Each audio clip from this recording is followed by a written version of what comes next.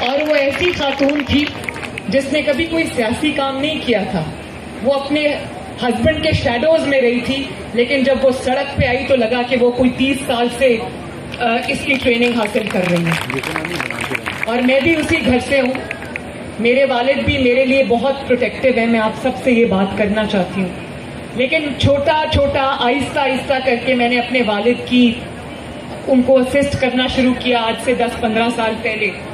تو آج یہ دیکھ لیں میں آپ کے سامنے کھڑی ہوں. اور پھر میرے والد اس کام کو دیکھ کے یہ مجبور ہوئے, انہوں نے کہا کہ نہیں مریم آپ آؤ اور میرے ساتھ کام کرو. اور بچوں, میرے لیے یہ راستہ آسان نہیں تھا, یہ کوئی بیڈ آف روزز بھی نہیں تھا. میں ایک سچی بات ہے کہ ناز و نام میں آسائش میں پلی ہوئی انسان تھی, اور میں اللہ نے مجھے ہمت دی. میں 5 مہینے ڈیتھ سیلز میں رہ کر آئی, اور کسی اور نے ساتھ دیا نہ دیا, میں اپنے والد کا ان کے مشکل وقت میں نے ساتھ نہیں چھوڑا. اور میں نے یہ کہا تھا کہ جو لوگ مجھے آپ کی کمزوری بنانا چاہتے ہیں وہ انشاءاللہ تعالیٰ دیکھیں گے کہ اللہ تعالیٰ مجھے آپ کی طاقت بنائے گا. اور 200 کے قریب میں نے پیشیاں بے گناہ ہوتے ہوئے بھگتی اپنے والد کے ساتھ. جب ہم اڈیالہ میں اپنی والدہ کو چھوڑ کے آئی, وہ ڈیتھ بیڈ پہ تھی, تب میں بچیوں سے خصوصی طور پہ مخاطب ہوں. تو میرے والد کو لگا کہ پتہ نہیں اس کو عادت نہیں ہے. تو یہ جون جولائی کا مہینہ تھا, قہر کی گرمی تھی, بالکل ایسے لگتا تھا کہ وہ جو سیل ہے, کیونکہ اس میں ایک چھوٹا سا پنکھا تھا, وہ بھی 8-10 گھنٹے بند رہتا تھا. تو ان کو لگتا تھا کہ شاید یہ برداشت نہ کر سکے. تو انہوں نے 2-3 دن تو مجھے کہا بیٹا حوصلہ کرنا, گھبرانا نہیں. پھر انہوں نے دیکھ لیا کہ الحمدللہ یہ گھبراتی نہیں, تو پھر انہوں نے مجھے کبھی کہا بھی نہیں. ان کی نظروں کے سامنے سے مجھے کوٹ لکھپت جیل سے گرفتار کیا. ان کی آنکھوں میں آنسو تھے, لیکن انہوں نے کہا بیٹا گھبرانا نہیں. اور پھر کوٹ لکھپت جیل میں ڈیتھ سیل میں 24/7 سالیٹری کنفائنمنٹ. سالیٹری کنفائنمنٹ یہ ہوتی ہے جب آپ 24 گھنٹے لاکڈ رہتے ہو, آپ سے بات کرنے والا کوئی نہیں ہوتا. اور میرے بچے تھے, میں ان کو چھوڑ کے وہاں اپنے ملک کی خاطر, اپنے باپ کی خاطر, اپنی پارٹی کی خاطر میں نے حوصلے سے برداشت کیا.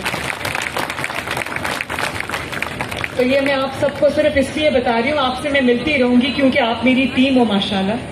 لیکن میں آپ کو یہ کہنا چاہتی ہوں کہ اللہ تعالیٰ جب آپ کو آزمائشوں سے گزارتا ہے تو وہ اس کی کوئی وجہ ہوتی ہے ہمیشہ. کسی دن میں روئی نہیں, کسی دن میں گھبرائی نہیں.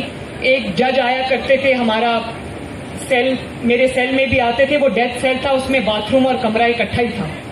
تو جب میں نماز پڑھتی تھی مجھے یہ پتہ نہیں چلتا تھا کہ میں کمرے میں نماز پڑھی ہوں یا باتھ روم میں نماز پڑھی. جیل کی دال روٹی میں نے کھائی, 3 وقت وہاں پر دال ہوتی تھی, اور تب سے مجھے دال بہت اچھی لگنے لگی. میں نے کبھی کسی کو نہیں کہا کہ مجھے چکن چاہیے یا مجھے گوشت چاہیے یا مجھے دیسی چکن چاہیے, میں نے کبھی کسی کو نہیں کہا. اور وہ میرے پاس آئے کہ بھئی آپ ٹیکس پیئر ہو تو آپ کو بی کلاس مل سکتی ہے, تو آپ لکھ کے دے دیں, آپ کو بی کلاس مل جائے گی. تو میں نے کہا کہ میں کیوں لکھ کے دوں, اگر بی کلاس آپ کے جیل کے اصولوں کے تحت ملتی ہے تو آپ خود دیں. انہوں نے کہا نہیں آپ کی درخواست جائے گی, سائن ہوگا. میں نے کہا مجھے بی کلاس نہیں چاہیے, میں اس گرمی میں رہ لوں گی, لیکن میں آپ کو درخواست نہیں دوں گی.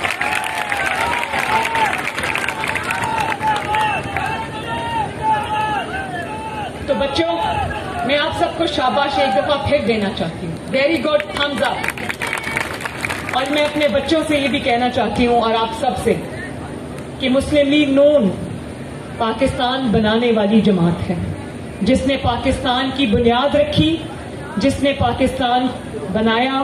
قائد اعظم محمد علی جناح ہمارے لیڈر تھے, ہمارے لیڈر ہیں اور ہمارے لیڈر رہیں گے انشاءاللہ.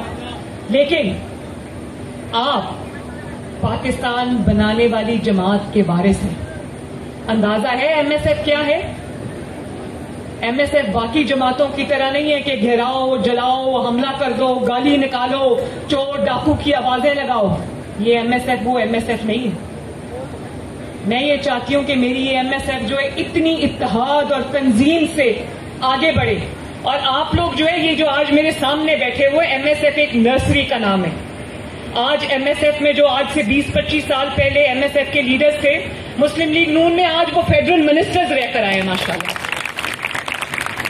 تو یہ میں آپ کو بتاؤں کہ میں اپنے فیڈرل منسٹرز، اپنے MNAs, MPAs, خواتین اور حضرات ان چہروں میں دیکھتی ہوں انشاءاللہ. اور میں یہ بھی چاہتی ہوں کہ آپ کو یہ پتا چلے کہ آپ کی سلیکشن 100% میرٹ پہ ہوئی ہے. میں نے کسی ایم این اے کی بات نہیں سنی، میرے لیے بہت محترم ہے. میں نے کسی ایم پی اے کی بات نہیں سنی.